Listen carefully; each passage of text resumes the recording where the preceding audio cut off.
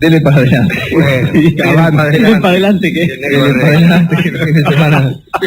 ¿Recuerdan? Bueno, hablaremos hoy de Constantino, el primer emperador cristiano, aquel que, según se dice, vio en el cielo, en una batalla, una cruz, y la leyenda, Inox signo Winques. con este signo vas a vencer, macho, y se hizo cristiano, que es mentira que haya registrado una conversión mística, fervorosa. Él vio en el cristianismo una formidable estructura que convenía a sus proyectos imperiales. No fue la conversión de Saulo, quiere decir usted. Claro, no fue así, no fue una conversión así. Quizá incluso esto de haber visto Constantino, el signo, fue una cosa que ni siquiera dijo él, quizá fue después, en fin. Pero ¿cómo estaban las cosas en tiempos de Constantino? Año 300 y pico después de Cristo. Bueno, había una minoría cristiana en el Imperio Romano, que estaba constituida por la población urbana. La gente de las ciudades era cristiana, la gente de los campos no.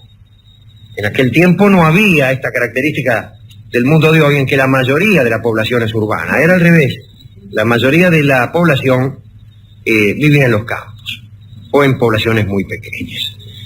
Y esto era así a tal punto, digo, esto de ser cristianos los que vivían en las ciudades y no cristianos los que vivían en el campo, que a los no cristianos se les empezó a llamar paganos, es decir, habitantes de los pagus o propiedades rurales. Aunque yo tengo algunas otras etimologías más ingeniosas, aunque menos probables, y alguna vez se las diré. Ustedes saben que en las ciudades, en todo tiempo y lugar, ha residido la administración y la burocracia de las naciones. Ahora bien, el poder de Roma, desde la República hasta finales del Imperio, fue centralizándose cada vez más. Y Constantino vio en la Iglesia cristiana una organización política extraordinaria que podía poner al servicio del imperio. Ella tenía la burocracia imperial, le faltaba hacerse con la burocracia eclesiástica. Y empezó dando a los clérigos los mismos privilegios que a los sacerdotes paganos. O sea, los eximió de algunos impuestos, los eximió de servicios a prestar al gobierno. Y algo importantísimo, se concedió a todos los cristianos el derecho de testar a favor de la Iglesia, de dejar sus bienes a la Iglesia en el testamento. Y esto, allí donde existía fe en la vida futura, evidentemente constituye una gran fuente de ingresos para la Iglesia, porque muchos dejaban sus bienes a la Iglesia creyendo que de ese modo les iban a ser perdonados sus pecados con mayor facilidad. También reconoció los tribunales eclesiásticos, y así un obispo se convirtió en un funcionario imperial de grandísima importancia. Dicen muchos que Constantino promovía la construcción de iglesias. A él se le atribuye la construcción de la primera basílica de San Pedro, bueno, que estaba en el mismo lugar donde está la de ahora, que estuvo en pie más de 1000 años y que no fue destruida por ningún cataclismo, ningún desastre natural, digamos, sino por este afán de renovación que no solamente es propio de estos tiempos. A alguien se le ocurrió la idea de reemplazarla por una mejor, y hablamos el otro día de León X, de Julio II, de tantos papas que gastaron un montón de guita en la construcción de la que hoy es la Basílica de San Pedro. A raíz de eso vino el tema de la venta de indulgencias y vino el amigo Lutero a clavar en la puerta de un castillo ahí unas proposiciones. Pero volvamos a Constantino. Dicen que edificó San Pedro, pero también Letrán en Roma, y dicen que edificó la iglesia de la Veracruz en Palestina, en el mismo lugar donde, según contaban, la madre de Constantino, Helena, había encontrado la cruz del Salvador. Bien.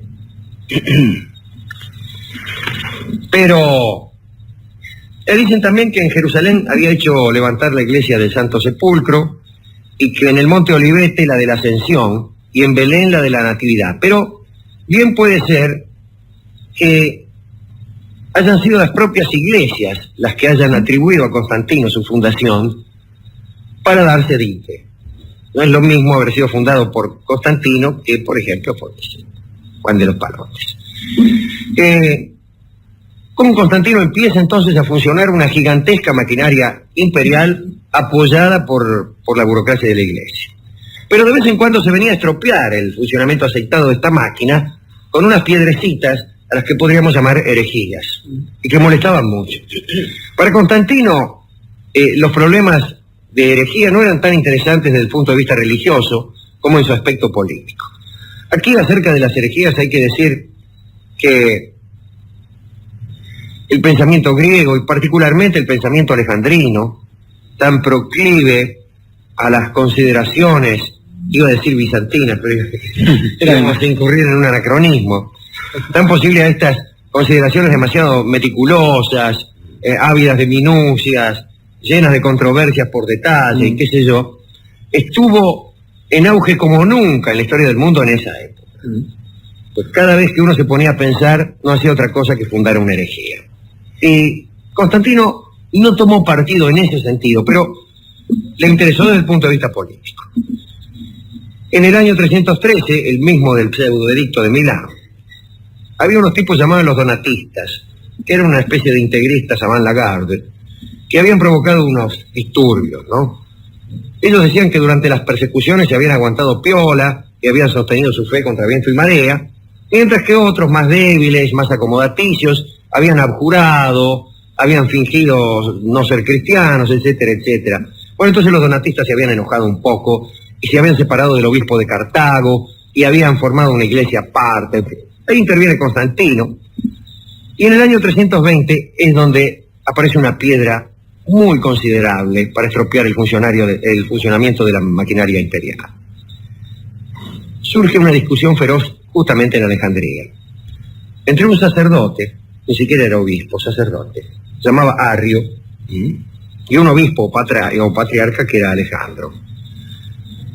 Era más o menos, era mucho más compleja que esto, les juro, pero más o menos era así. Todos ustedes han oído hablar del arrianismo y de su larga historia. Pero Arrio decía que Dios Padre es eterno y no engendrado. El Hijo, en cambio, es creado por el Padre. Eso decía Arrio. Alejandro dictaminaba: el Padre y el Hijo son coexistentes. Dios Padre no precede en nada al Hijo. Entre los dos no existe ninguna anterioridad, ni siquiera conceptual. El Hijo está engendrado de manera inengendrada.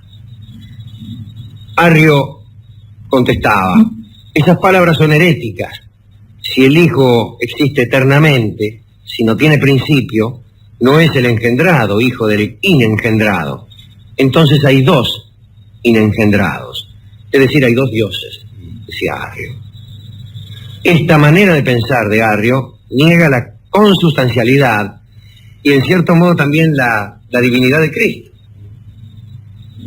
Vamos, si Dios Padre es anterior y el Cristo es engendrado por Dios Padre, y no hay dos dioses sino uno, pues de ahí a negar la divinidad de Cristo hay un paso, que después fue dado. Sí. Bien, la discusión empieza a hacerse violenta.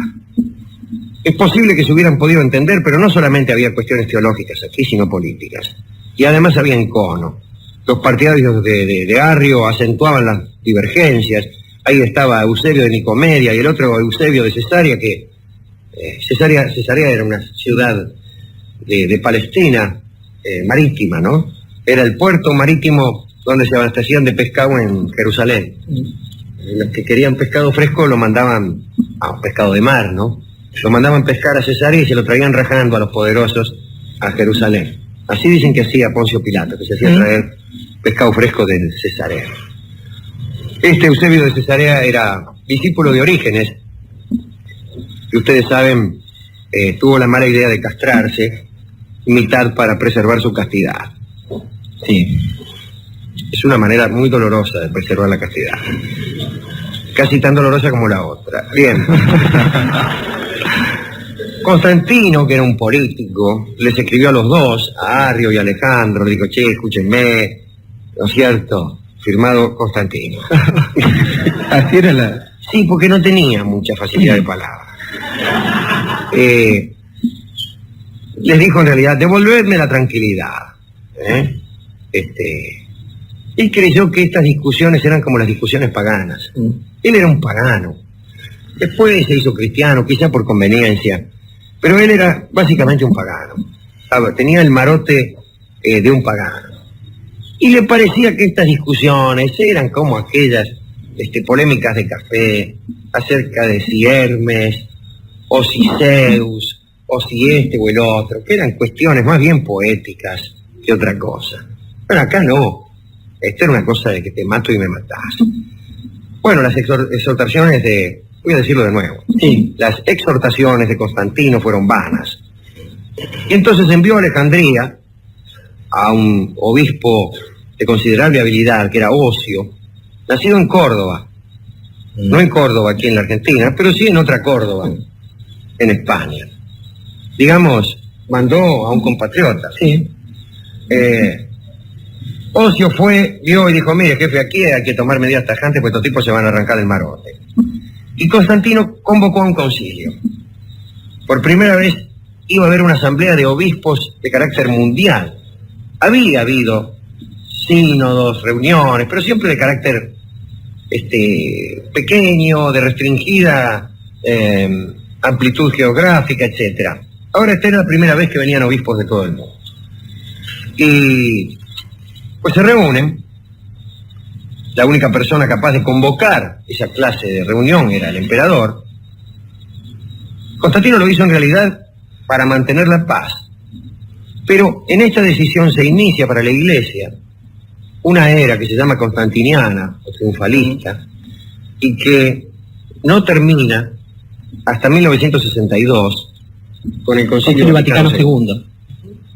Pues bien, el concilio se reúne en mayo del 325. En Nicea, que quedaba en Nicomedia y era la capital provisional del imperio en ese momento.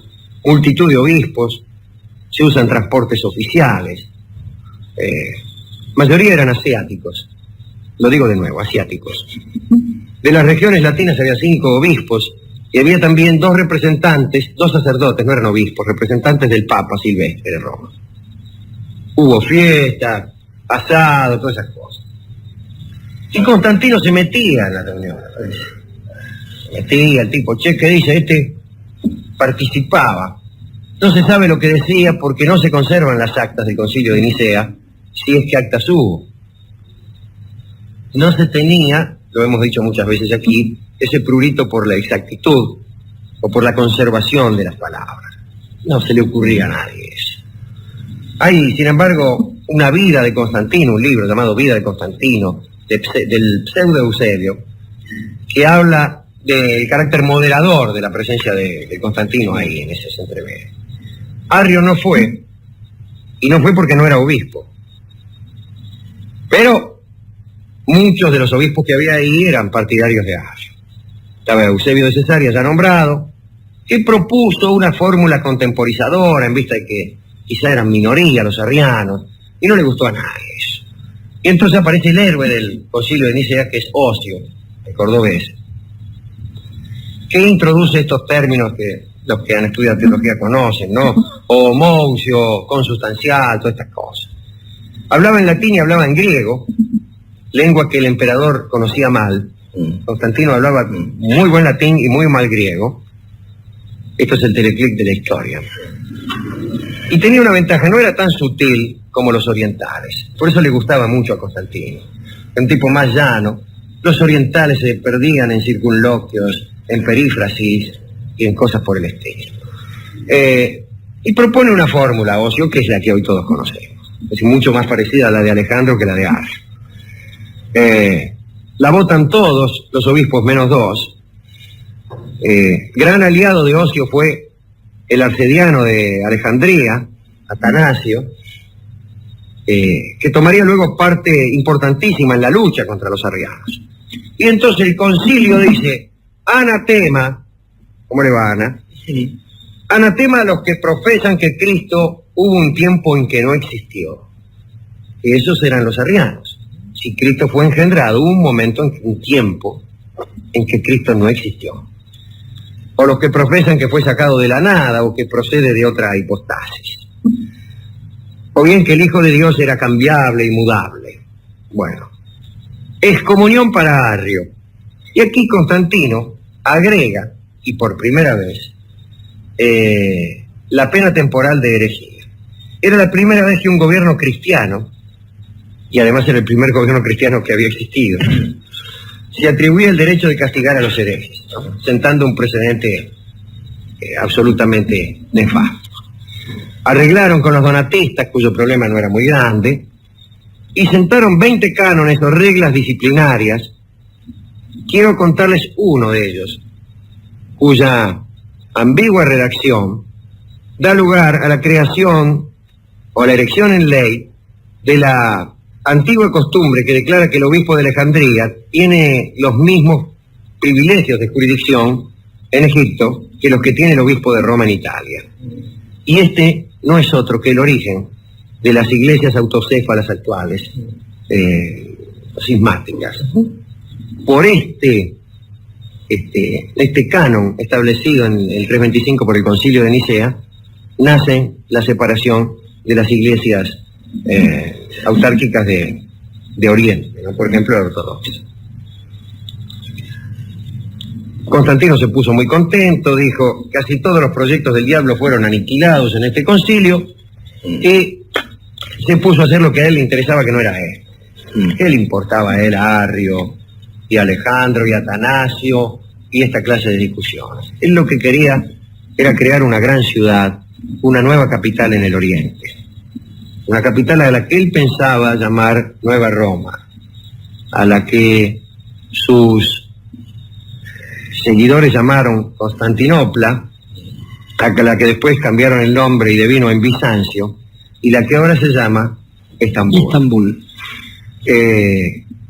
Para que vean que no es solamente en la Argentina donde tenemos ese afán mudable de toponimias mudables. Yo siempre pensé que era solamente en la Argentina donde le cambiaban los nombres a las calles. Por ejemplo, yo he vivido en Caseros mucho tiempo y ya no sé cómo llamarle a las calles. Porque la calle Villarino es Lisandro de la Torre, y la calle del Pacífico se llama 21 de junio de 1969. Mire qué nombre para ponerle una calle. Yo vivo en la calle 21 de julio de 1969, 1969.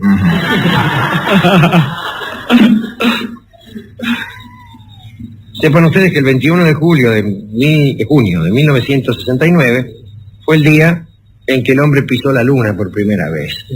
Se ve que había en algún tiempo en Caseros ediles progresistas y amantes de las novedades. Cargados de imaginación, además. Cargados de imaginación, ya que no de sentido poético, porque es mucho más lindo vivir en la calle del Pacífico.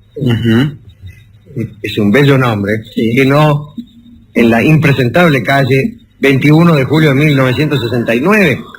Imagínense que una mina les pregunte a uno en la milonga en qué calle vive. Yo no se lo digo. No se lo digo. Puede llegar a interpretar cualquier cosa, claro, ¿no? Por la música fuerte, digo, se escucha. Sí, no, pero no le preguntaron su fecha de nacimiento, sino dónde vive. O por el año. Claro, la mina dice, pero este está loco. ¿Y cuándo nació? En Bulnes.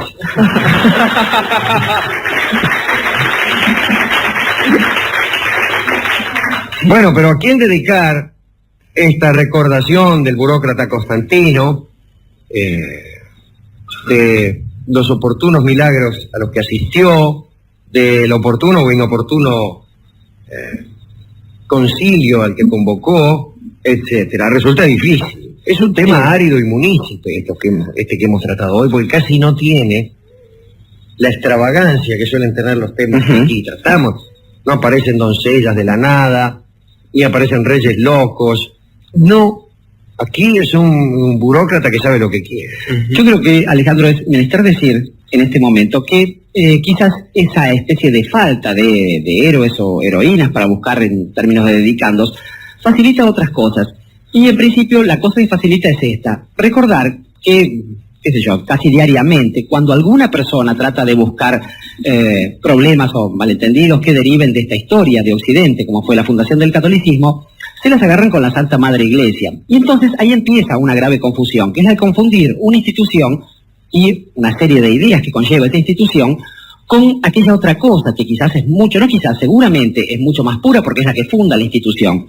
Digo en principio que es interesante separarlos tanto, separar la hacienda, no mezclarla, cuando estamos hablando de cosas como la fe del catolicismo, incluso la fe más dogmática del catolicismo y aquella institución que la fue representando. Y en ese sentido pienso también en un efecto que produjo este tipo de cosas, este movimiento que empezó con una pequeña secta allá por el Oriente y que terminó, digamos, consagrándose a partir de una expansión política justamente con este muchacho Constantino. Creo que lo interesante que se había producido ahí, amén de ciertas facilidades, como el hecho de que podía volverse cristiano cualquier hijo de vecino, viniese de donde viniese, y esto también le convenía al imperio. Lo que estableció fue, primero, el cambio de algunas situaciones, crear una ideología a partir del amor. Esta cosa para la humanidad que no sé si es del todo adecuada para la humanidad, me da la impresión en general de que no es así. O esta posibilidad del libre albedrío, esta cuestión de hacerse cargo de las propias culpas, es lo que ha generado una sucesión de confusiones. Y tengo para mí, usted decía que esta discusión empezada allí por el siglo IV ha terminado en 1962 con el Papa Juan XXIII y el Concilio Vaticano II. Creo que no ha terminado del todo en términos de aquellos que siguen cierto tipo de dogmas, cierto tipo de ideas. Esto es, me da la impresión de que muchas de esas discusiones siempre han quedado perdidas en alguna especie de oscuro recinto en el Vaticano en los últimos tiempos, en algún palacio imperial antes, y que en general lo que sí sigue funcionando son aquellas 3 o 4 ideas que dieron vuelta en algún momento a la historia del mundo para permitir pensar fuera justamente de ciertos cánones o ciertas cosas que hacían muy parecidos a los hombres y a los animales. Pienso que sí, hay un dedicando posible, porque hemos visto muchas cruces de palo, hemos visto muchas cruces de plástico, hemos visto muchas falsas cruces, y hay una sola que sigue funcionando, a pesar incluso de los burócratas, más allá de que uno crea o no en ciertos misterios o en cierto tipo de operaciones que después se pueden discutir. Digo, parece único dedicando posible, entonces, es que todavía podemos seguir pensando de otro modo, según venía la vía, la historia de la humanidad, y quizás teniendo la esperanza de que en algún momento esas cosas funcionen no tanto en las instituciones como en aquellos que sí se hacen cargo de su propio destino y que piensan en una ideología nacida hace tanto tiempo y todavía no del todo comprendida. Atahualpa Yupanqui canta, he visto cruces de palo.